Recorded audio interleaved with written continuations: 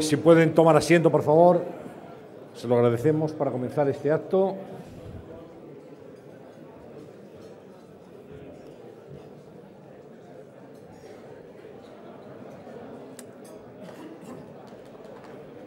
Muy bien, pues vamos a comenzar. Si son tan amables,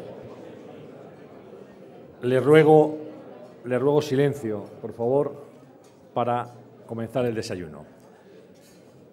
Excelentísima señora Ministra de Sanidad, señor Consejero de Sanidad de la Comunidad de Madrid, autoridades, señoras y señores, les quiero dar la bienvenida más cordial a este desayuno, Foro de la Nueva Sociedad, en el que hoy vamos a hablar de algo tan crucial para cualquier sociedad como es la medicina, el estado de la medicina, dónde estamos, hacia dónde vamos, cuáles son los problemas y cuáles son también las soluciones. Y vamos a escuchar esa reflexión en boca de una voz muy autorizada, la del presidente de la Organización Médica Colegial, el doctor Juan José Rodríguez Endín. Y para introducir este acto, contamos también con la presencia de un nefrólogo, de un médico que viene desarrollando una labor muy importante desde hace muchos años al frente de la Organización Nacional de Trasplantes. Es Rafael Matesat, el doctor Matesat, a quien yo invito a subir a la tribuna para iniciar este desayuno. Cuando quiera, doctor.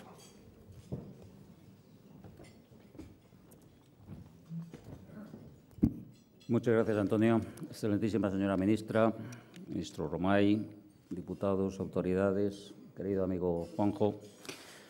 Yo debo empezar por decir que presentar a un buen amigo no es fácil nunca, porque, claro, uno puede caer en dos extremos. Por una parte, si dice lo que piensa y si empieza a colmar de halagos al presentado, pues puede caer perfectamente en un empacho de elogios. Y, por otra parte, si intenta evitarlos a toda costa, pues puede realmente quedarse corto y empezar primero por no gustar en absoluto a la persona que quiere homenajear. Lo cierto es que hace aproximadamente año y medio yo le puse al doctor Rodríguez Endín en la tesitura de presentarme a mí en este mismo foro. Él aceptó, lo hizo muy bien, como suele hacer las cosas, y naturalmente no he tenido la más mínima fuerza moral como para no devolverle la gentileza y no presentarle aquí. Bien, presentar al doctor Rodríguez Endín yo creo que hay que hacerlo en dos planos. En primer lugar, hay que presentarlo como presidente de la Organización Médica Colegial. Ser el presidente de los médicos es siempre muy complicado, es una gran responsabilidad porque somos muchos miles, porque realmente las sensibilidades son muy distintas y porque verdaderamente contentar a todos es muy complejo.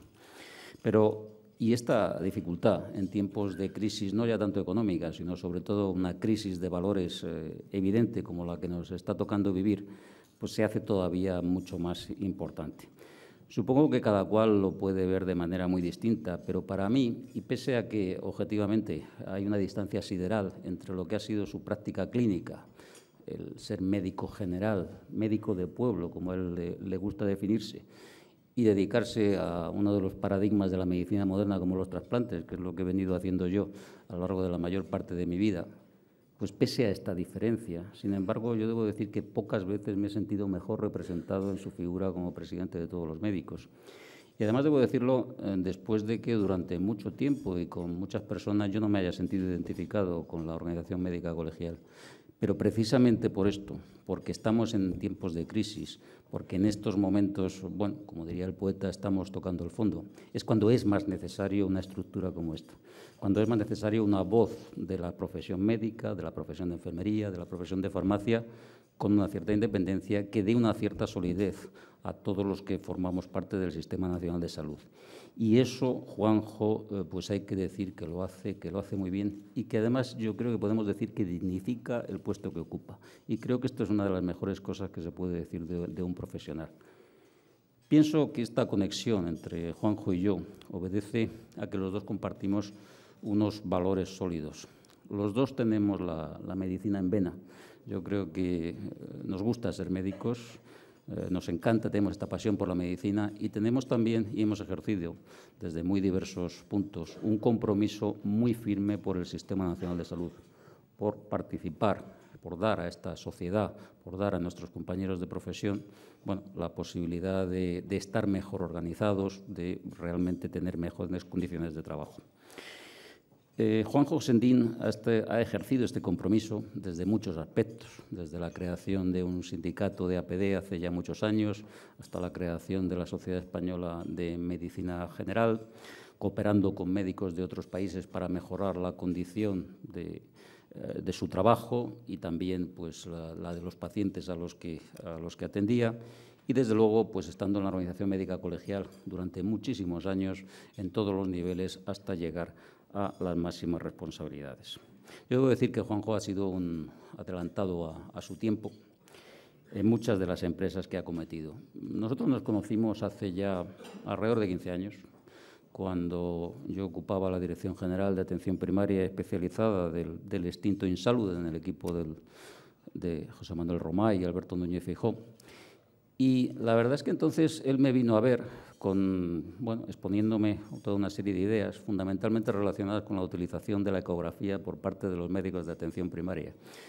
Bueno, este apasionante tema, pues la verdad es que me lo planteó con tal vehemencia, con tal entusiasmo, con tal convencimiento de que eso era lo que hacía que hacer, que yo, bueno, pues he aquí una persona pues, que desde luego es íntegra y a la que mejor hay que hacerle caso. Bueno, yo le intenté hacer caso, le intentamos ayudar dentro de lo que era posible, que tampoco era mucho, porque hay que decir que las crisis no las hemos inventado ahora.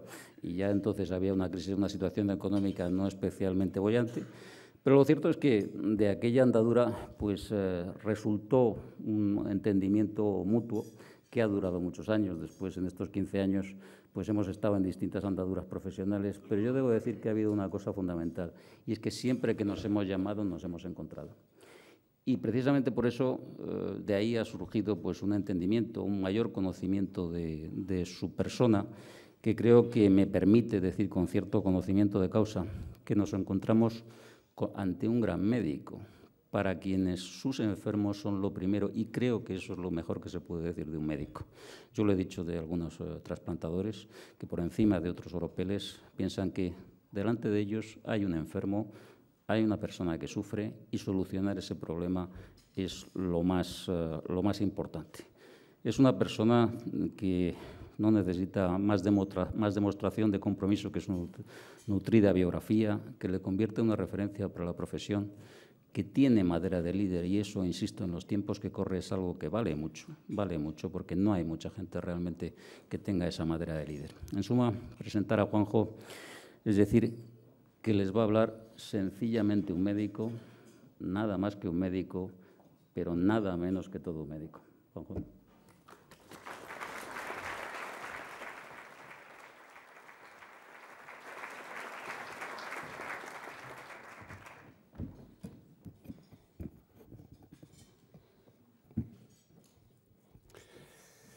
Buenos días. Gracias a todos por su asistencia. Ministra, consejeros de Castilla-La Mancha y de Madrid, presidente del Consejo de Estado, secretaria general del Ministerio de Sanidad, Junta Directiva del Consejo General de Colegios Sociales de Médicos, resto de miembros del Ministerio de Sanidad, senadores, diputados, presidente de Unión Profesional y de los Consejos Generales de las Profesiones Sanitarias, amigos y amigas. En primer lugar, muchas gracias, porque venir a estas horas aquí supone además que me hacéis un homenaje con vuestra amistad. Muchas gracias a todos. Me gustaría mencionaros a todos, pero no haré otra cosa. Con lo cual me vais a permitir que os dé un abrazo fuerte, pero que no puedo hacerlo, ¿no? En primer lugar, tengo que dar las gracias a Rafa. ¿Qué cosas dices, chaval? Me pones en lo colorado, ¿eh? Primero por su disposición y por venir. Efectivamente, yo lo había hecho con él, ¿no? Y además encantado, ¿no? Pero vamos, te lo pedí de corazón, además no para que me devolvieras el favor, ¿no? Muchas gracias también por el perfil. Bueno, sobre el perfil, probablemente sí que tienes razón. Yo me siento una persona comprometida, soy feliz estando comprometido con mi profesión, y eso es algo que tengo interiorizado, pero es que sencillamente soy feliz con ello, o sea que tampoco tiene más mérito, ¿no? Por supuesto, mi agradecimiento al Foro de Nueva Sociedad y a su presidente, José Luis Rodríguez. Lamento que hoy no nos haya podido acompañar, por la oportunidad que me brinda esta reputada tribuna pública para que los médicos podamos exponer, la profesión médica pueda exponer nuestro punto de vista sobre la situación que nos ocupa, sobre la situación del sistema sanitario y sobre todo sobre la realidad profesional que afrontamos ante la crisis económica. La democracia trajo a España, hace ya muchos años, la voluntad de que existiera una igualdad de oportunidades en el acceso y en la calidad de los servicios sanitarios.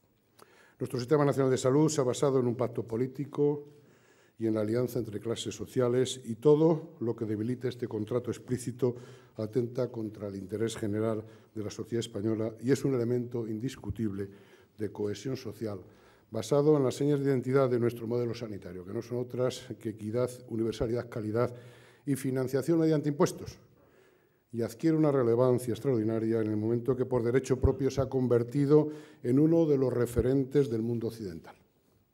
Por eso el Sistema Nacional de Salud español debemos considerarlo una seña de identidad de España. Además, constituye un sector estratégico de la economía del conocimiento, de innovación científica sin parangón y de empleo altamente cualificado. Por si fuera poco, ofrece como institución el Sistema Nacional de Salud a la ciudadanía confianza y credibilidad, que en los tiempos que corren es mucho, y coloca a las profesiones sanitarias, médicos y enfermeras en los puestos más privilegiados de reputación y confianza social. Nuestro Sistema Nacional de Salud está sufriendo severas amenazas que lo ponen en peligro y, en consecuencia, puede atentar a los intereses tanto de los ciudadanos como de los profesionales. Es un hecho que muy pocas familias podrían afrontar el inmenso coste que supondría un tratamiento contra el cáncer, un trasplante o el mejor tratamiento o respuesta para un enfermo crónico complejo que no saben cuál, ni cuándo, ni a quién de la familia pueda afectar. O en el caso de poderlo hacer, no sería sin sufrir un extraordinario quebranto económico que llevaría por delante los ahorros de toda la familia y de toda una vida. Hasta ahora no ha habido diferencias de clase social, a todos se les ha atendido por igual, pero si al final esas desigualdades se producen, los que saldrán perdiendo son los más desfavorecidos, los más vulnerables, los peor informados, en suma, los más necesitados. Pero mucho cuidado, porque si se perdiera la equidad, se rompería esa cohesión social de la que hablaba. Si brota la desesperación de los peor posicionados, la sociedad se puede fragmentar, apareciendo la marginalidad y el rechazo social. Todos somos conscientes, y por supuesto también los profesionales de la medicina, que vivimos un momento de crisis importante. La crisis en la que estamos inmersos cursa con fuertes déficits presupuestarios, tanto a nivel estatal, autonómico y local, lo que obliga a redimensionar los ingresos y los gastos públicos. Con ella constatamos que los determinantes de salud van mucho más allá de una buena atención sanitaria. El paro, que afecta a 5.700.000 personas, según nos cuentan, es un factor de riesgo indudable que incide negativamente en la salud y crea además profundas desigualdades en el acceso a una alimentación suficiente y a una vivienda digna. Por eso, los mayores determinantes de salud son causas sociales. Es, en suma, política y economía. Nuestro erario público está hoy exhausto y no puede ni podrá soportar en el futuro próximo el coste de las ineficiencias del sector sanitario. Llevábamos una década en la que el gasto sanitario real per cápita aumentó un 33% con importantes aumentos de retribuciones y mejoras de condiciones laborales sin exigencias de contrapartidas. Mientras la utilización de la tecnología diagnóstica y el consumo real de medicamentos se disparaban. Una parte de ese gasto ha sido escasamente productivo, fruto de duplicaciones y desaprovechamiento de economías de escala, de alcance y, sobre todo, de red. La multiplicación de las historias clínicas, informatizadas y centralizadas, es un caso paradigmático de ineficiencia e ineficacia, así como la descoordinación en compras o la competencia entre comunidades autónomas o dentro de una misma comunidad por multiplicar equipamientos redundantes para atender ratios poblacionales claramente insuficientes. Después de años de continuado crecimiento del gasto sanitario, este empieza a bajar, pero a una velocidad excesiva, sin tiempo para la reflexión, para el análisis y para aplicación inteligente del mismo, ni tampoco tiempo para la adaptación. Las medidas y recortes pueden ser necesarios, pero deben de ser bien aplicados, no pueden ser indiscriminados e ilimitados. En especial, se deben de cuidar mucho las formas de aplicarlos. No solo debemos referirnos a la crisis económica, sino también a la crisis social, a la crisis de valores y, sobre todo, a la crisis de confianza. Una crisis de confianza de los ciudadanos en las instituciones y en los políticos. Pero más allá de las responsabilidades y de comportamientos éticamente reprobables de los mercados financieros y del funcionamiento de la economía, La realidad es que la atención sanitaria es el cuarto problema que preocupa a los españoles. Y ante esto es preciso que los que estamos en ello nos comprometamos a cambiar la tendencia. Ante la necesidad ineludible de reducir el déficit público y su efecto inevitable, la deuda pública, la clase política ha hecho una elección lógica. Si del conjunto del gasto público la sanidad se hubiera considerado intocable, habría que haber reducido de los otros gastos. Pedir más impuestos para financiar la sanidad y la educación es políticamente más vendible que pedirlos para financiar otros importantes volúmenes de gasto más prescindibles para los ciudadanos de a pie.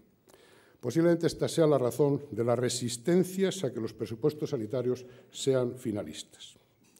En el caso de las retribuciones a los profesionales, España también es especial.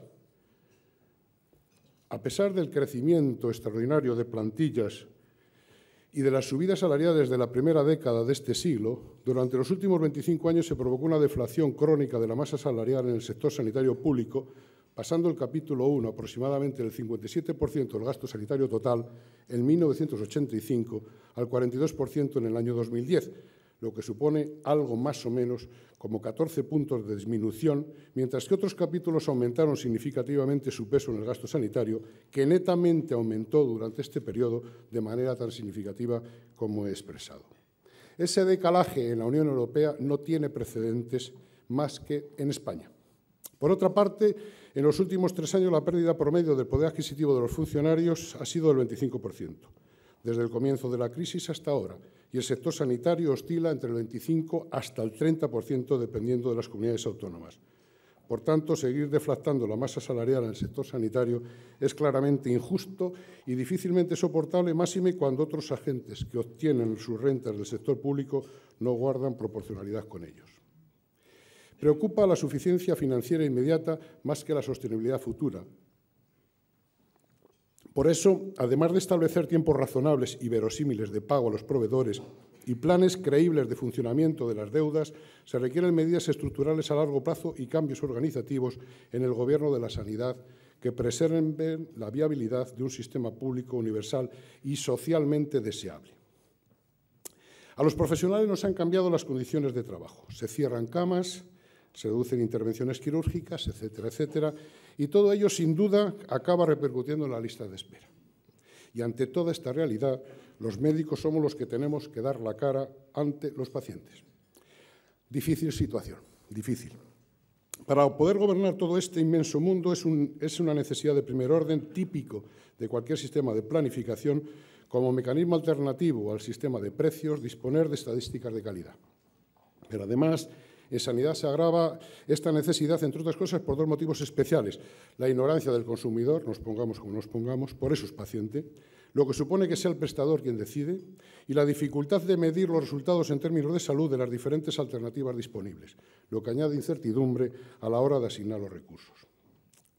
Dada la repercusión del médico en el binomio calidad-coste de la prestación sanitaria, disponer de datos estadísticos y que los tenga el profesional para comprobar su comportamiento global y su evolución es de especial importancia.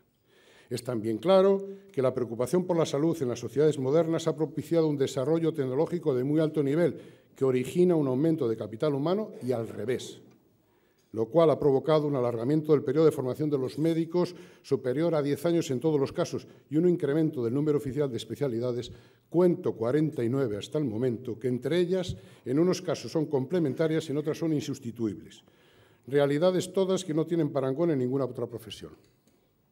Ambas circunstancias se carecen en el capítulo 1 y exigen una planificación afinadísima y disponibilidad de estadísticas. Pero por si fuera poco, además precisamos la planificación espacial de los recursos, porque tanto la escasez como el exceso de médicos en una determinada área geográfica o de una determinada especialidad tienen efectos negativos sobre el coste y sobre la calidad de las prestaciones. Hasta ahora, por extraño que parezca, se han adoptado decisiones prescindiendo de datos tan elementales como el número de médicos, por supuesto del de cada especialidad, o incluso del total de médicos hospitalarios, por ejemplo. Se desconoce el número de médicos en España por cuanto que el Instituto Nacional de Estadística recoge el registro de los colegios médicos, pero Dado que en algunas comunidades autónomas la colegiación no es obligatoria, hay médicos que, a pesar de trabajar como tales, no figuran en la estadística del Instituto Nacional de Estadística.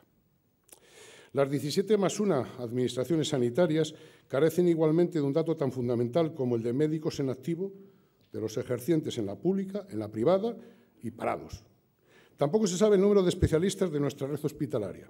Ello es así, entre otras razones, porque en los hospitales privados algo más del 60% de los médicos son colaboradores, es decir, no integrados en la plantilla del hospital, percibiendo sus honorarios al margen de este, lo que supone, además de desconocer el coste total de estos centros, el no poder responder a cuántos médicos colaboradores de la red privada forman parte de la plantilla de los hospitales públicos o qué jornada desarrollan en unos y en otros.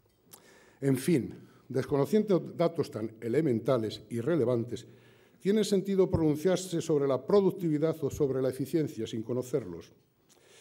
Bueno, semejante páramo estadístico ha generado y genera perjuicios graves a la sanidad española, entre los que cabe destacar el problema de los médicos especialistas sin titulación oficial, es decir, los MESTOS, para los que precisamos una solución urgente. O que en las facultades de medicina estemos fabricando médicos que no podremos emplear nunca en España. Los recortes, se dice, los recortes no afectarán a la calidad asistencial. Repiten políticos, gerentes, lo dicen los medios de comunicación, escriben los periódicos, proclaman los telediarios y tertulias y, sobre todo, escuchan los ciudadanos, confiando con una mezcla de ingenuidad y esperanza que sea verdad. Pues no lo es. Afecta a la calidad asistencial y al desempeño de los profesionales sanitarios. Y por ello también el déficit fiscal reiterado acaba siendo déficit social. Pero para evitarlo, España solo se ha fijado en los gastos y mucho menos en los ingresos y, desde luego, nada en mantener la confianza. En los balances sanitarios solo parecen contar en el corto plazo gastos e ingresos. Y aunque puede entenderse, y es claramente insuficiente, por qué no se cuenta con la pérdida de confianza ni con la retroalimentación que cualquier acción produce, especialmente sobre la motivación de los profesionales.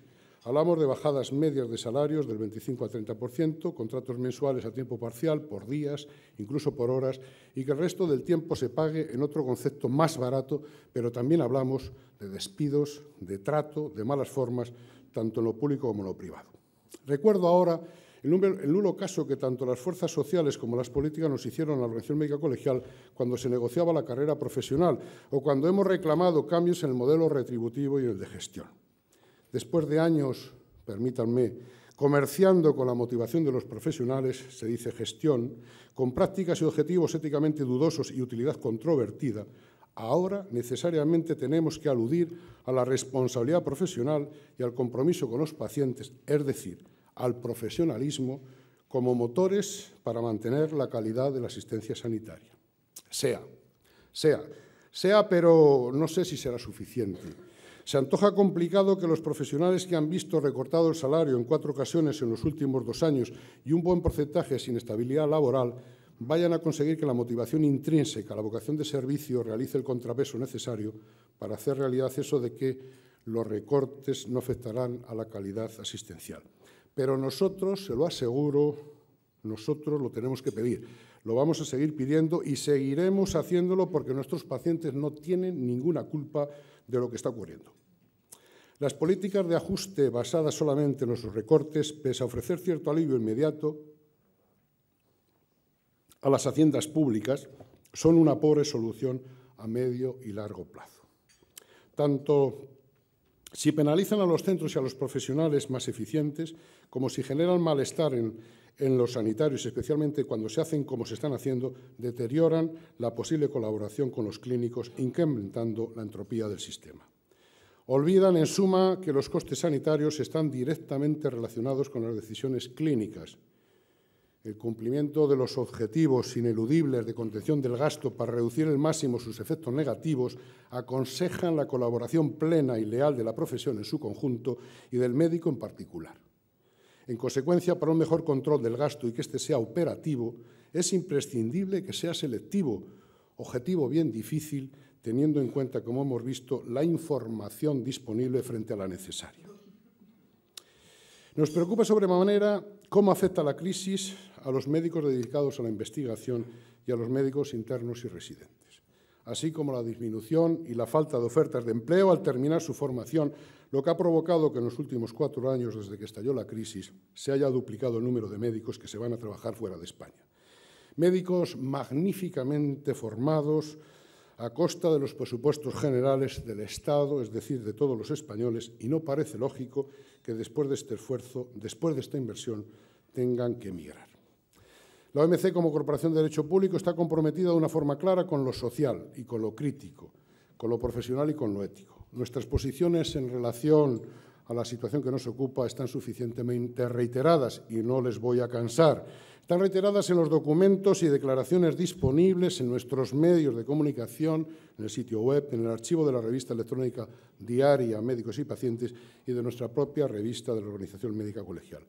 Desde el documento de legitimación democrática y social de la Colegiación Universal de la Profesión Médica que aprobamos en enero de 2011, al documento con el que expresábamos hace ahora un año los compromisos y exigencias de la profesión médica ante la crisis económica, de valores y de gobierno del Sistema Nacional de Salud, pasando por el documento de consenso para la defensa, sostenibilidad y suficiencia de nuestro Sistema Nacional de Salud, que ha sido nuestra hoja de ruta a la hora de valorar la implementación y las consecuencias de la puesta en marcha del Real Decreto Ley 16/2012.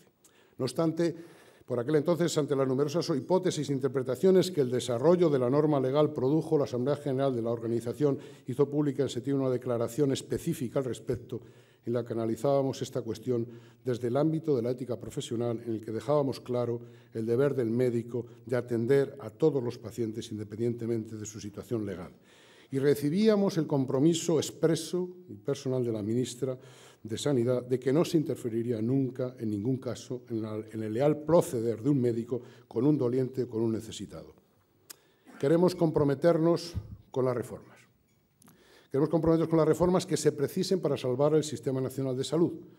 Pero miren, no vale con verbalizarlo. Lo hemos dicho ya muchas veces y esto no es suficiente. Es preciso acordar con las administraciones sanitarias y poner en funcionamiento instrumentos que los hagan efectivos. Nos sobran diagnósticos y análisis, tenemos muchos, y nos hace falta tratamientos y rehabilitación funcional. Para ello necesitamos un marco legislativo y un ambiente político que permita afrontar adecuadamente una realidad muy compleja de consecuencias imprevisibles. Y este marco legislativo y ambiente político que tenemos todavía no es suficiente. Hemos exigido al poder político, pedimos al Partido Popular y al Partido Socialista Obrero Español en la parte el papel complementario que cada uno tiene y de responsabilidad de cada uno y también al resto de las fuerzas políticas que respondan a su obligación con la sociedad, que decidan los cambios necesarios para garantizar la suficiencia, la sostenibilidad, la gobernabilidad, la cohesión y la equidad como fundamentos básicos de legitimación social del Sistema Nacional de Salud y del estado del bienestar del pueblo español.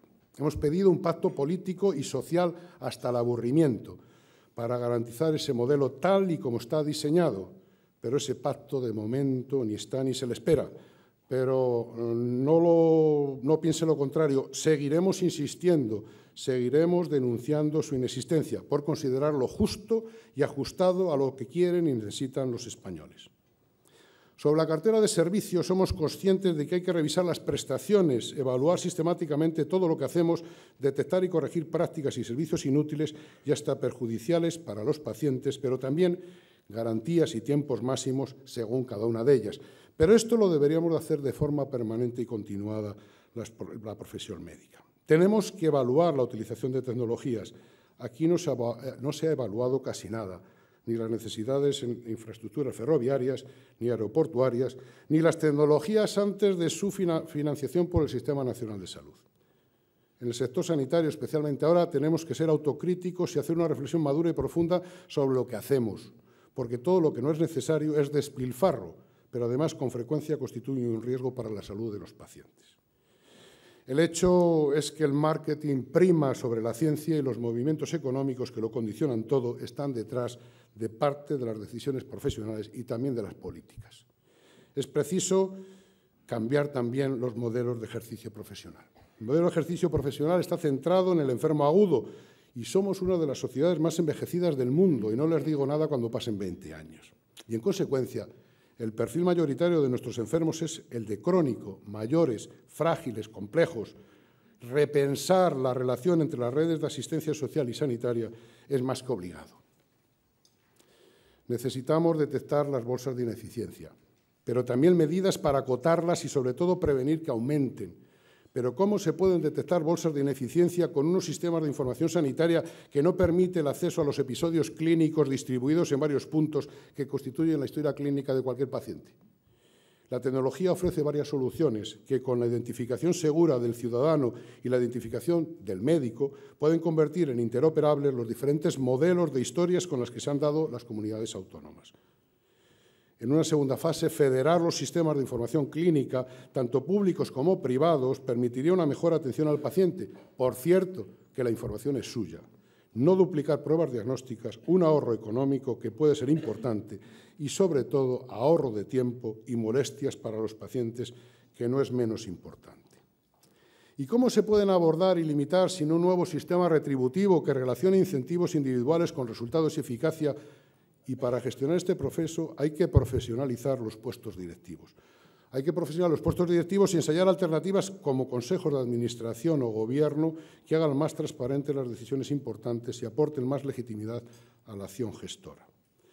Después de esto, muchos ciudadanos se preguntarán cómo es posible que en esta era digital, con tantos aparatos, no haya un registro global de médicos en España.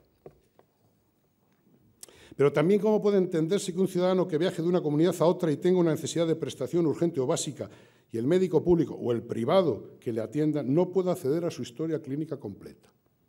¿Cómo puede ser que el Gobierno de España no disponga del mayor nivel de información sanitaria actualizada?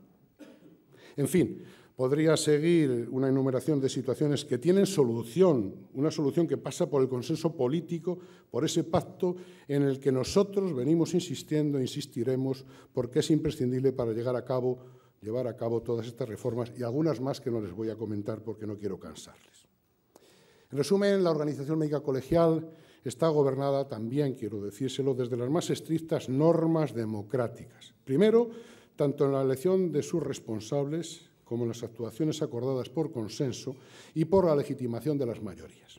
Y, por supuesto, desde la independencia de las administraciones públicas y autonomía económica y política para expresar nuestros planteamientos, nuestros deseos, nuestros sentimientos y nuestros compromisos. El papel de la Organización Médica Colegial, es decir, de los colegios médicos de España, de los consejos autonómicos y del Consejo General, como corporaciones de derecho público, está centrada en el control y la regulación del ejercicio profesional que compartimos con el poder que otorga el Estado a sus administraciones. Se trata, en definitiva, de un instrumento de gobernanza profesional cuya misión se centra en impulsar y tutelar las buenas prácticas profesionales al servicio de los pacientes y así como a la promoción de la salud de las personas y de la población. Miren, si alguna vez dudan de lo que vamos a decir o de lo que vamos a hacer ante cualquier situación, repasen el Código Deontológico. Son 200 artículos, tampoco es mucho. Por cierto, escritos en lenguaje ciudadano, es decir, en el lenguaje que todos entendemos, y sabrán qué respuesta vamos a dar a aquella pregunta que les decía. ¿Qué vamos a hacer? Desde este ámbito de la responsabilidad y de la obligación de los médicos de preservar y defender los intereses de los pacientes por encima incluso de los suyos propios, es el establecimiento de lo que hemos denominado validación periódica de la colegiación, conscientes de la necesidad de aumentar las garantías para la seguridad de nuestros pacientes. Teniendo en cuenta la importancia de lo que cuidamos, que es la salud, es decisivo en todo el mundo el control y regulación del ejercicio del profesional médico por la propia profesión, pero necesariamente y siempre con autonomía e independencia de los poderes públicos y económicos y haciéndolo desde la tercera vía, de lo que yo denomino la tercera vía, que no es otra que la del profesionalismo, los valores del profesionalismo. Y por ello, en toda Europa, sin excepciones, los colegios de médicos cumplimos con una función pública delegada por razones de interés general. Voy finalizando. Voy a hacerlo con varios mensajes.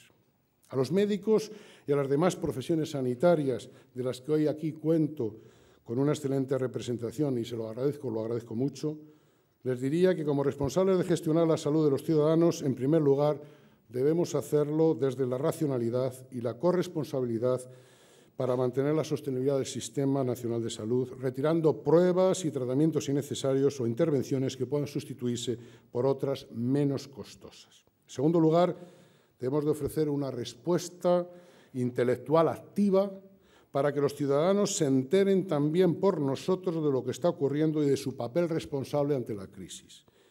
Pero que cuando nuestros pacientes vayan a nuestras consultas para tratarse de sus enfermedades o de sus miedos, no teman la crisis. A los medios de comunicación, y os agradezco especialmente a todos los que hoy nos acompañáis, les pido que realicen una labor especialmente responsable cuando trasladen a la ciudadanía temas que afectan a la salud, porque las informaciones sensacionalistas pueden producir alarma, desasosiego, inquietud y, en definitiva, sufrimiento a la gente. Otro dirigido al Gobierno, a nuestros gobernantes, a las instituciones económicas y políticas.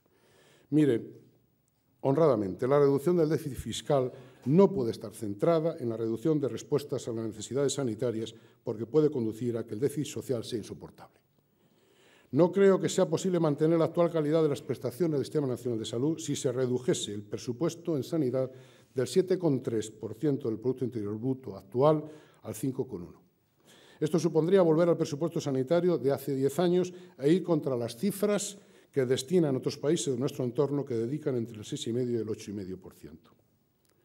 Cualquier política que hoy erosione el servicio público de salud a los españoles nos traerá a una sociedad más desigual, menos cohesionada, pero también más injusta, menos eficiente y menos saludable.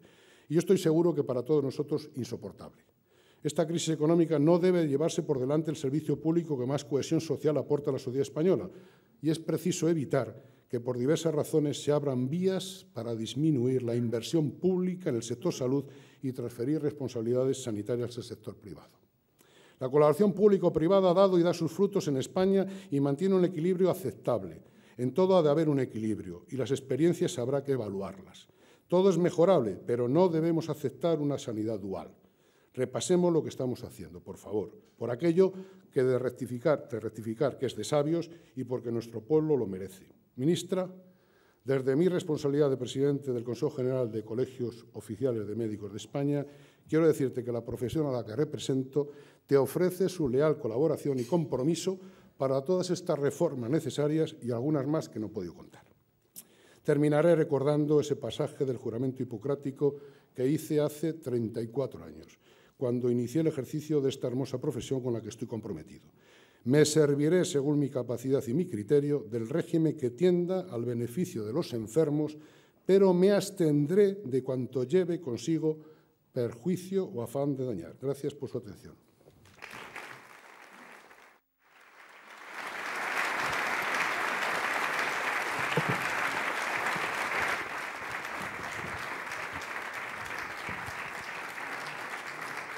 Muy bien, muchas gracias, doctor. Vamos con las preguntas, que hay muchas y muy variadas, como por otra parte era de prever. Vamos con las vacunas. Dice la primera cuestión, como cada año por esta época hay una campaña de vacunación contra la gripe y se pone en cuestión la vacunación del personal sanitario, quien por su trabajo está más expuesto. ¿Usted qué opina? ¿Se deben vacunar los médicos? Los médicos deben hacer lo que dice la autoridad sanitaria. La autoridad sanitaria siempre, incluso aunque luego alguna vez tenga que rectificar, hay que respetarla por encima de todo. A partir de ahí, los médicos deben hacer lo que honestamente creen que deben de hacer. En este tema que nos ocupa hay claroscuros. La profesión, hay una parte de la profesión que tiene unas posiciones, otra parte de la profesión que tiene otra. Y lo que yo invito es un poco lo que traduce un reciente estudio de la Universidad de Minnesota de hace unos días, es que hay que estudiar más, volver a repasar, volver a investigar, porque probablemente la situación de la vacunación de la gripe debe tener mejoras, está clarísimo. Los médicos yo creo que saben lo que tienen que hacer y así va a seguir siendo. Desde su puesto de responsabilidad en la Organización Médica Colegial, ¿le preocupa la proliferación de anuncios de productos milagro en las TDTs, especialmente de madrugada? ¿Debería extremarse el control sobre este tipo de contenidos? Me preocupa y me preocupa mucho. Y me preocupa que se utilice el prestigio de la profesión médica para dar ventaja competitiva a unos productos contra otros. Y me preocupa que se utilice el prestigio de la profesión médica para con insinuaciones o con lenguaje con doble sentido se estimule consumos que no están justificados. Me preocupa mucho. Lo que ocurre es que no tenemos dispositivo suficiente para estar detrás de toda esta actuación. Esto le corresponde a la autoridad sanitaria. Yo creo que deberíamos insistir muchísimo en este momento sobre los engaños más o menos velados, más o menos directos, que lo que acaba de mencionar producen. Hay una opinión pública bastante generalizada en cuanto al supuesto corporativismo de la profesión médica, en especial cuando saltan a la opinión pública casos de errores médicos. ¿Cuál es su opinión al respecto, doctor? Bueno, decía un compañero mío hace muchos años que los pacientes se les mueren a los médicos, no se les mueren a otras profesiones. Y esto siempre plantea una extraordinaria disconformidad. Nosotros mismos nunca estamos satisfechos porque la muerte no la hemos conseguido vencer. Respecto al corporativismo, pues hombre, en algunas ocasiones entiendo que la gente lo pueda pensar, pero esto no quiere decir que sea así.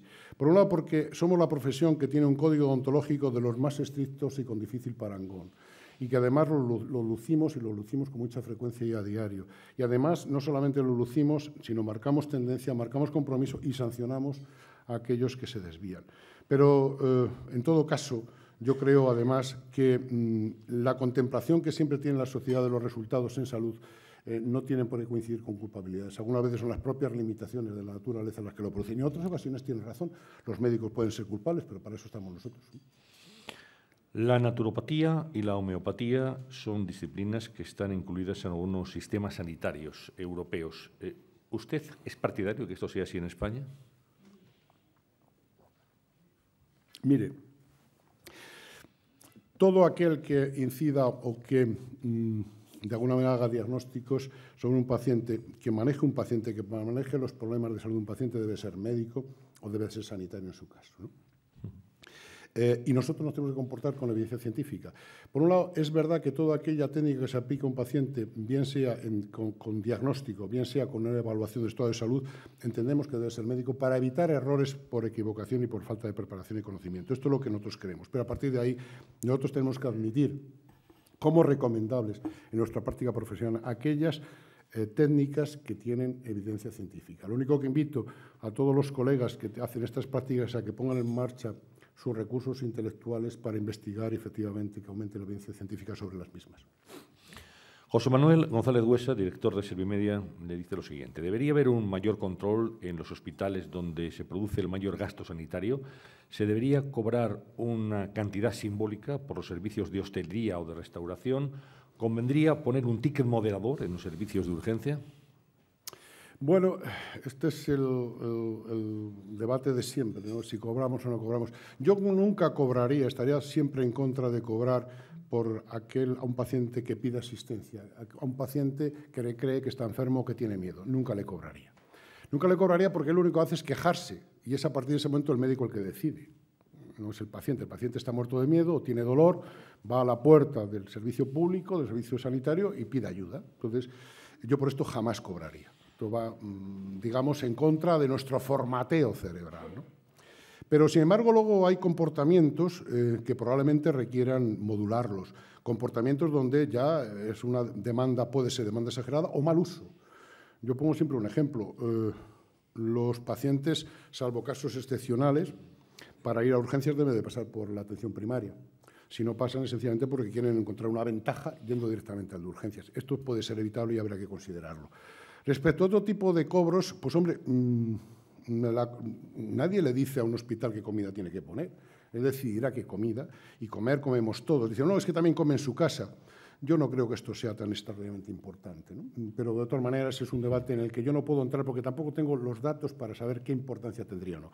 En resumen, por desviación de comportamientos, por mala utilización de los servicios, por no ir a recoger una prueba diagnóstica que se ha realizado, pues porque sencillamente ya no es necesaria utilizarla o porque se la ha hecho en otro lado, habría que poner algún tipo de coto. Pero porque alguien demande asistencia, porque alguien tenga una necesidad, porque alguien tenga miedo y porque alguien sea mayor y quiera ir a que le revise su médico, yo nunca cobraría. Fernando Malmierca, de la Asociación Española de Pediatría, le dice, entonces, ¿qué solución propone usted para los MESTOS, los médicos especialistas sin titulación oficial? Parece ser que la solución que hubo en su momento no es posible repetirla. Y como no es posible repetirla, y eso es constatable y no sirve pedir que llueva cuando hace sol, pues habrá que buscar una solución alternativa. Y parece ser en este momento, y me consta, que la Dirección General de Recursos Humanos del Ministerio de Sanidad, el Ministerio de Sanidad en suma, tiene en ciernes una solución que les podría valer para dar una salida a todos estos compañeros de alguna manera definitiva, al menos para nuestro país.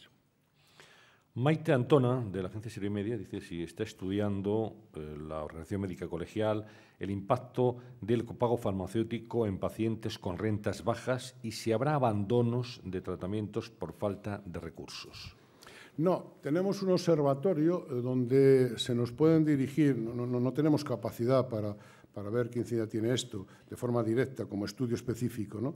Pero sí que tenemos un observatorio donde se nos pueden dirigir todo aquello que puede estar ocurriendo. Pero en todo caso, lo que a nosotros nos parece es que las medidas generales deben de ser contempladas con un seguimiento específico para ver cuáles son las desviaciones concretas que se pueden producir. Es decir, yo entiendo que probablemente en algunos casos una familia que tenga 3 enfermos dentro de ella y que estén en el paro tenga problemas. Yo creo que en estos casos habría que revisar qué soluciones les damos, pero insisto que son soluciones para los aspectos, digamos, que están fuera de la campana de Gauss o que están en los extremos de la campana de Gauss. Yo creo que había que buscar soluciones concretas para estos supuestos que pueden ser graves para algunas de las familias.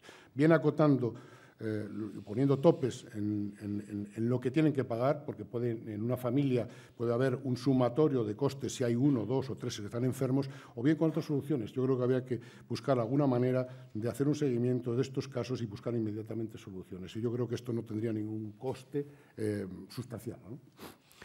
Alberto Vigario, del Economista, dice: hoy se ha conocido que en el programa electoral de Convergencia y Unió se asegura que en una Cataluña independiente los casos de cáncer serían menores y su curación mejor. ¿Qué opina el presidente de la OMC de estas afirmaciones? Bueno, dentro de las medicinas alternativas acabamos de descubrir una nueva. Entonces, pudiera ser que esto fuera... Lo cual yo estaría, bueno, pues como médico estaría encantado que esto fuera una gran solución, ¿no? No lo tendríamos que pensar, ¿no? Pero me temo que no. Me temo que no cuenta con evidencia. De todas maneras, lo que sí le digo es que no va a ser una práctica médica que admitamos en la Organización Médica Colegial. Antonio Mingarro, de Sanifax. Tiene razón, dice el sector farmacéutico, cuando alerta de su situación límite al Ministerio de Sanidad y pide un panorama de certidumbre y de estabilidad para el futuro. Yo no lo sé. Yo sé digamos, de aquellas cuentas relacionadas con el sector médico, de las profesiones sanitarias. Yo de las cuentas del sector farmacéutico no entiendo. Lo que sí sé es que en los últimos 25, 27 años, cómo ha evolucionado la participación en el gasto total sanitario, a pesar de los crecimientos que hemos tenido los diferentes sectores. Y, desde luego, lo que sí les aseguro que en los últimos 25, 28 años se ha deflactado, ha disminuido el porcentaje que se dedica a capítulo 1 y han aumentado los de otros capítulos importantes. Yo creo que cada uno tendremos que proporcionalmente responder a nuestros compromisos y las exigencias que nos planteamos en este momento ante la crisis proporcionalmente a lo que cada uno somos. Pero yo de las cuentas del sector farmacéutico es que no entiendo, ¿no? Doctor Sendín, ¿es sostenible un sistema nacional de salud con 17 sistemas sanitarios diferentes o habrá que repensar y redefinir el modelo? Miren, entre 0 y 100, y ya que Rafa Matesán me mencionaba esa afición mía de hace 20 y tantos años de que la ecografía tenía que pasar al mundo de los clínicos, entre 0 y 100 hay diferentes porcentajes, está el 10%, 20%, 50%, es decir, entre el blanco y el negro hay claroscuros. Yo creo que las transferencias sanitarias a comunidades autónomas han supuesto un cambio importantísimo. Es decir, las comunidades pobres que tenían unas mayores desigualdades y eran extraordinarias respecto a las grandes referencias nacionales, yo creo que han mejorado muchísimo su capacidad de oferta. Yo siempre pongo un ejemplo. Hace no mucho, 30 años, pues teníamos referencias como profesionales en España, unos pocos, y siempre estaban en los mismos sitios. No voy a mencionar, pero una ya en Madrid, otro sería Barcelona y algunos más distribuidos por la geografía española. En este momento, si colocamos un dedo en cualquiera de las 52 capitales de nuestro país, seguro que encontramos un hospital que tiene todas las condiciones para que en ese hospital se haga la mejor medicina posible y haya un profesional que puede ser tan bueno como el de cualquier otra parte del país. Y este cambio supone una redistribución de la riqueza. Es decir, los ciudadanos de aquella zona se están beneficiando de esas capacidades profesionales que ahora podemos disponerlas todos. Pero ahora, además, si pone usted el dedo en cualquier otra parte de la geografía española, nos vamos a encontrar con dos cosas. Probablemente, seguro que en cualquier sitio hay un santo sanador, y además hay un médico excelente de atención primaria perfectamente dotado que va a responder a las necesidades de los ciudadanos. Claro, esto se ha conseguido con las transferencias. ¿Esto quiere decir que con esto todo sea el mantra suficiente que justifica todas las demás desviaciones? Pues no. ¿Qué entonces es lo que creemos que tenemos que hacer? Hombre, dejemos lo que es bueno y corrijamos lo que está mal hecho. Corrijamos el que nos tengamos que poner de acuerdo, el que centralicemos las compras, etcétera, etcétera, etcétera. Es decir, no es incompatible absolutamente la descentralización con hacer las cosas bien. O sea, no es incompatible. Puede ser perfectamente compatible hacer las cosas mucho mejor y respetar aquello que han sido avances sustanciales para los ciudadanos en el sector sanitario como mínimo, ¿no? Y aproximar la responsabilidad a los centros económicos, a los centros de toma de decisiones. Más, yo soy de los que digo que hay que hacer la tercera, no sé si la segunda o la tercera descentralización. Ahora hay que llevar parte de los recursos que sean responsabilidad de los centros donde se toman las decisiones, aumentarla todavía. Y insisto, pero eso no es incompatible con que tengamos un gobierno y un Ministerio de Sanidad y una autoridad sanitaria que se ocupe y realice lo que tiene que hacer. Y no es incompatible con que se tomen decisiones en el Consejo Interterritorial por el interés de los ciudadanos españoles y que haya ese acuerdo político que yo digo y que exigimos los profesionales sanitarios, ¿no? Pregunta de Eva Revenga, de la cadena COPE. Dice, los recortes supondrán una racionalización de las pruebas diagnósticas, pero pueden suponer también un acceso más difícil a estas y, por tanto, más visitas a urgencias, con lo cual estaríamos con pan para hoy y hambre para mañana. Exactamente es lo que he apuntado en parte de mi intervención, dicho de otra manera. Vamos a ver. En primer lugar, recortar lo ineficiente debería haber sido siempre, o sea, debería ser siempre. O sea, la medicina tiene un dinamismo que es extraordinario, los médicos tenemos que reconocer y además pedir de vez en cuando disculpas, así lo reconoce nuestro código, porque tomamos a veces decisiones que nos equivocamos, a veces creemos que las cosas son de una manera y al cabo del tiempo comprobamos que son de otra. A veces estamos haciendo tratamientos sobre diferentes cuestiones y de repente se descubre que ese tratamiento es perjudicial. Esto es así, pero forma parte del riesgo que asumimos en esta profesión. Esto no es evitable, siempre y cuando se haga con las garantías suficientes. Pero a partir de ahí es verdad que hay que recortar todo aquello que está sobrando. Hay que recortar, hay que retirar, hay que reinvertir, hay que volver a utilizar en otras cosas lo que estamos haciendo no del todo bien o lo que sobra, y sobre todo lo que hace daño a los pacientes. Dicho esto, bien distinto es que no tengamos garantizado para aquella cartera de servicios los tiempos y las formas precisas. Claro, ¿de qué le vale a un paciente que tenga garantizado que se le va a hacer una prueba diagnóstica si no se le dice cuándo se la va a hacer? O no se le dice, no se le garantiza los tiempos máximos de espera para poderla hacer. Es decir, ¿qué pasaría con una prueba diagnóstica que diagnostica al final un cáncer si se le hace tarde? Este es nuestro problema. Este es el gran problema que tenemos. Es decir, la lista de espera tienen que ser, lógicamente, inteligentes, suficientes, específicas y muy selectivas, ¿no? Pues seguimos en clave de recortes. Carlos Gil, de Gestión a Radio, dice, es posible que sea ya tarde para hablar de sostenibilidad del sistema sanitario y que nos veamos abocados a adoptar medidas quirúrgicas como un recorte real más duro de las prestaciones. Yo creo que las palabras son tremendas. Las palabras yo creo que es la herramienta más poderosa que tenemos los seres humanos, ¿no? Entonces, el término sostenibilidad no es más que el deseo de los españoles, y a nadie le han dicho lo contrario, de que este sistema perdure y lo hereden nuestros hijos.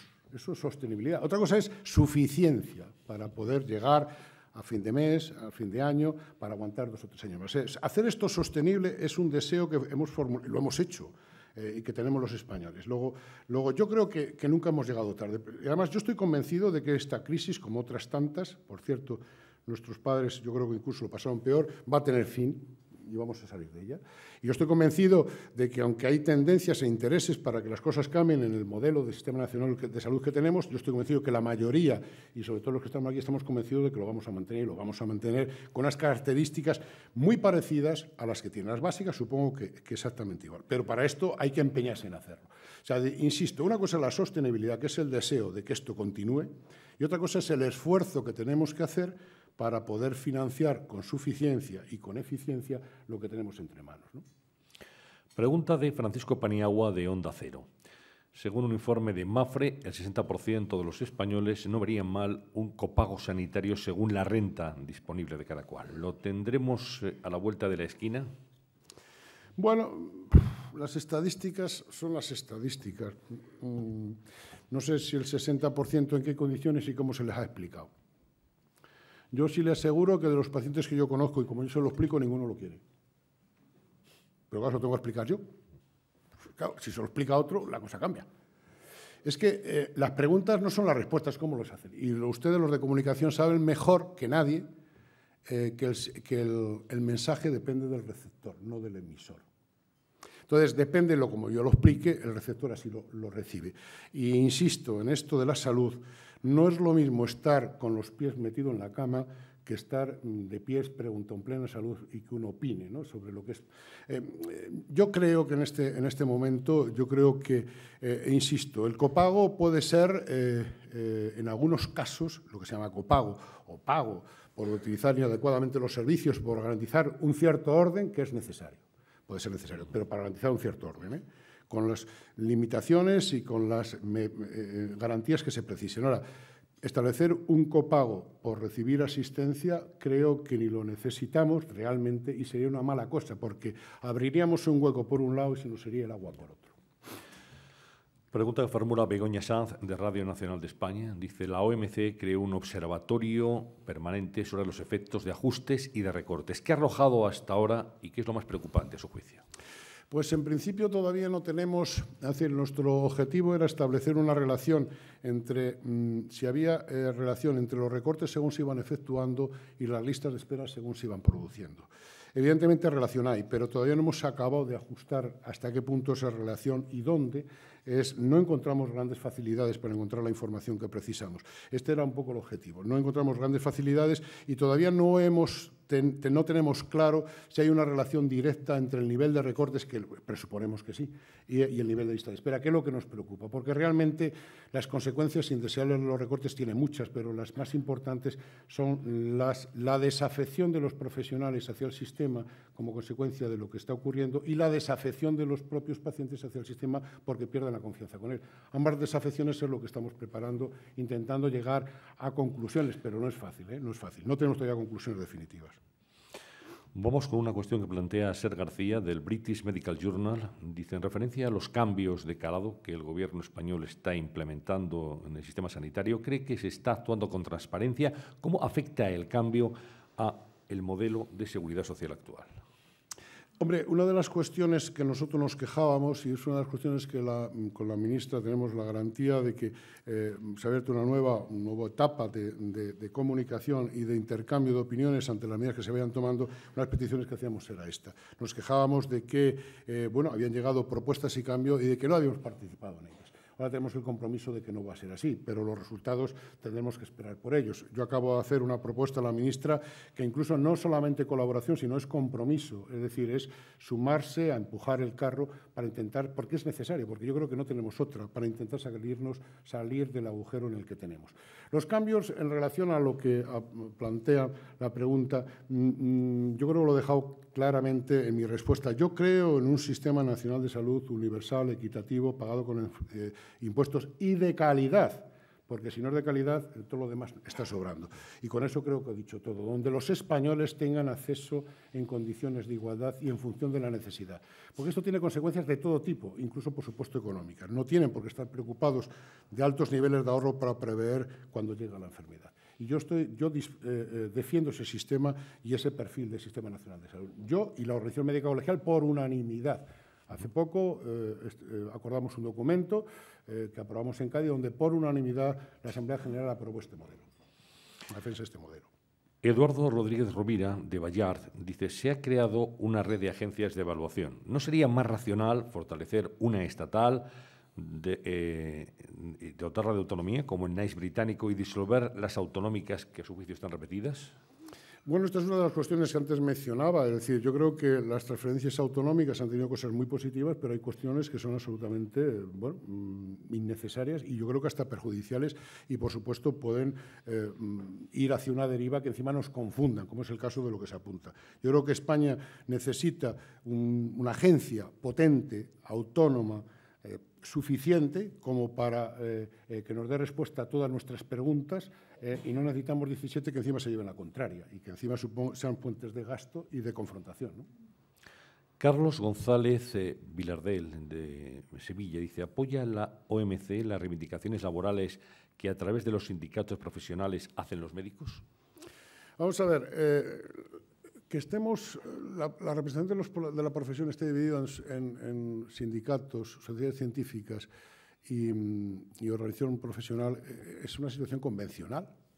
Se ha decidido así, como podríamos habernos inventado la cuarta organización. Claro, uno tiene sus cometidos específicos, pero es evidente que ningún médico puede trabajar sin garantías éticas y deontológicas, ningún médico debe trabajar sin base científica y ningún médico puede trabajar si no come. Entonces, se necesita el comportamiento y la representación laboral, la representación profesional y la representación científica. Lo que ocurre es que hay decisiones y recortes, por ejemplo, en este momento, y hay cambios en el modelo de trabajo y cambios laborales que van a repercutir inmediatamente, tienen respuesta de traducción en aspectos profesionales. Y hay aspectos profesionales que necesariamente chocan con lo científico. Entonces, esta línea divisoria es muy compleja. Y lo único, bueno, a mí no me afecta cuando recibimos acusaciones de ese tipo, a mí no me afecta para nada. Bueno, llevamos muchos años de entrenamiento y sabemos que esto es como es, ¿no?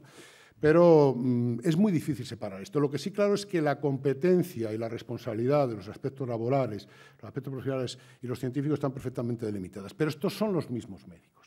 Y es muy difícil, porque no tenemos más que un cerebro, tener, bueno, compartimentos absolutamente estancos. ¿Qué apoyamos?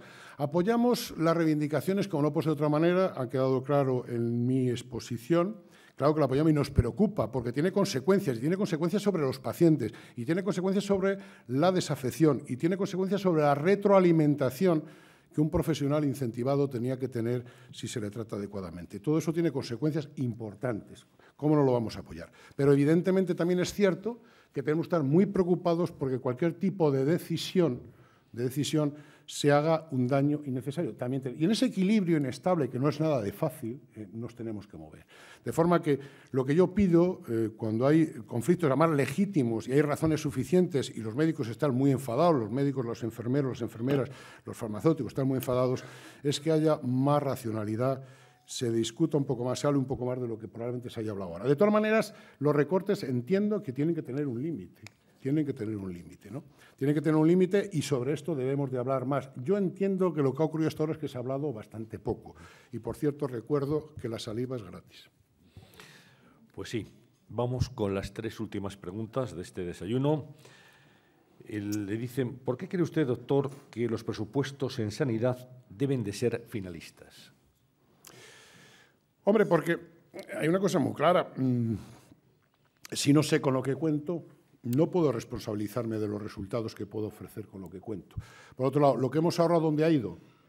Y lo he dicho antes, yo creo que los presupuestos deben ser finalistas porque la tendencia que tienen los responsables de gestionarlos es llevar parte del dinero que corresponde a sanidad hacia otros tipos de gasto. De cada 7, cuando estábamos en época de bonanza, de cada 7 euros que gastábamos en lo público, 1 era para sanidad.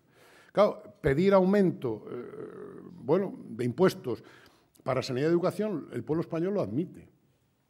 Lo que no admite es que se lo pidamos para otras cosas, para televisiones, para gastos de representación, para delegaciones de gobierno, para tantas cosas que saben que no sé si los españoles estarían dispuestos, pero de luego lo que sí tengo claro es que los españoles estarían dispuestos a hacer un esfuerzo por mantener el Sistema Nacional de Salud que tienen. Pues seguro, segurísimo. Y lo mismo no lo tenían para otra cosa. Por eso nosotros pedimos presupuesto finalista, para que no nos hagan trampa, sencillamente. Para que no nos hagan trampa. Porque es claro, si no, los ahorros que generamos ahora con el esfuerzo y con unos objetivos que le podemos establecer y con los que nos podemos comprometer los médicos, ¿dónde va? Dice, no, para pagar la deuda. Bueno, sí, pero ¿qué deuda? Pero sí, o sea, ¿cómo hacemos esto? Es decir, esto es muy complicado. Y yo sé que para los políticos esto también le crea dificultades, que también hay que ponerse en su lugar. Pero nosotros creemos que en un futuro los presupuestos de sanidad, los presupuestos con los que respondemos a un elemento de cohesión social tan importante, y más cuando lo hemos puesto en riesgo, deben de ser finalistas. Es una garantía, ¿no? Fernando Mora Rodríguez dice, ¿están provocando los ajustes sanitarios una ruptura de la igualdad de las prestaciones en función de la comunidad autónoma donde se resida? Hombre, evidentemente sí, pero tampoco es de ahora, porque tampoco es algo reciente. Yo creo que, para bien o para mal, los profesionales sanitarios, los médicos, nos tenemos que estar dispuestos ahora a gestionar algunas desigualdades que ocurren, y específicamente cuando ocurre sobre pacientes concretos. El tema no es si los pacientes de un cupo asistencial están o no en una lista de espera más o menos grande. El problema es que algunos de ellos concretos, que sabemos que probablemente tengan un problema grave, deben de ser atendidos prioritariamente, y por esto hay que pelearse. Y hay que pelearse, y lo podemos hacer los profesionales. Vamos con la última, que encierra, doctor, un cierto reto. Alguien que le conoce seguramente, porque dice, el Gobierno está trabajando en la Ley de Servicios Profesionales que prevé la liberalización de las profesiones.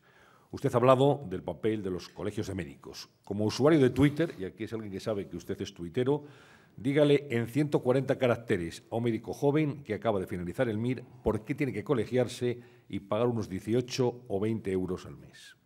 Ahora diría tiempo. ¿Y este es amigo mío? No digo. No digo amigo, no. Alguien que sabe que está usted en Twitter. Esto de los 140 caracteres tiene mucho peligro, sobre todo cuando estoy acostumbrado a hablar mucho. Es muy difícil 140 caracteres. Yo le diría lo siguiente. Cuando decidió hacer esta profesión, sabía que era una profesión especial.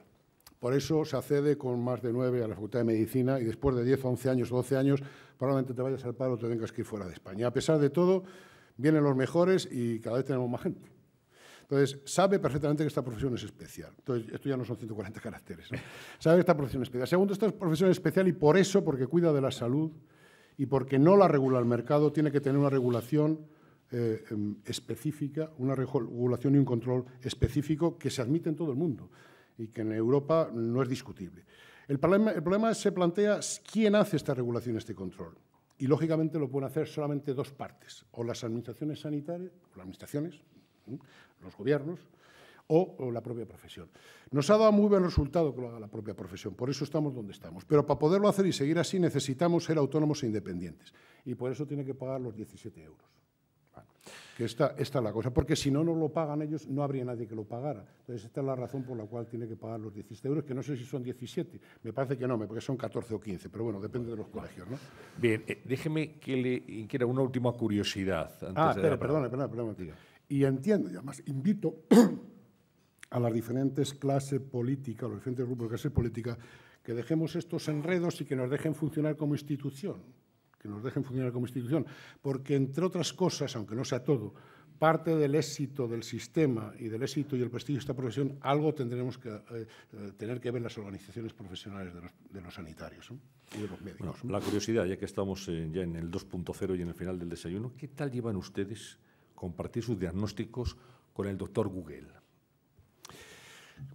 Hicimos una encuesta hace 5 o 6 años. Tenemos médicos de todo tipo. O sea, tenemos 230.000 médicos, más o menos, casi 230.000 médicos colegiados, y todos, cada uno de nosotros, haremos una respuesta diferente. Pero la mayoría, en una encuesta que hicimos hace como quizás 6 años, agradecía que el paciente, globalmente, que el paciente venga mejor informado. El paciente siempre está en desventaja. Entonces, algunos pueden molestar si el doctor Google les ha dado un consejo, les ha dicho que su enfermedad tiene tratamientos y que es así o así, y puede venir a la consulta a incomodar. Pero globalmente, digo siempre globalmente, porque si no, yo creo que es mucho mejor que el paciente venga mejor informado. Y por otro lado, también, a su vez, nos mantiene un cierto nivel de tensión para mantenernos al día y responderlo adecuadamente, que, por cierto, no pasa nada cuando viene un paciente, a mí me ha dado un buen resultado y me pregunta algo que no sé, sencillamente decirle, no lo sé, ven mañana que te lo respondo. No pasa nada. Entonces, yo creo que es un buen. Yo planteo un reto, anima. Hombre, siempre hay algún inconveniente y algún impertinente, pero como la vida misma, ¿eh? Muy bien, pues muchas gracias, doctor. Voy a pasarle la palabra a don José Antonio López Casas, director general de Autopistas de Abertis, para que cierre este desayuno en nombre de sus patrocinadores Abertis y la Fundación Abertis, cuando quiera. Muchas gracias. En nombre de Abertis y la Fundación Abertis, me corresponde clausurar esta reunión, con palabras que necesariamente han de ser breves. En primer lugar, quiero agradecer a todos ustedes su asistencia.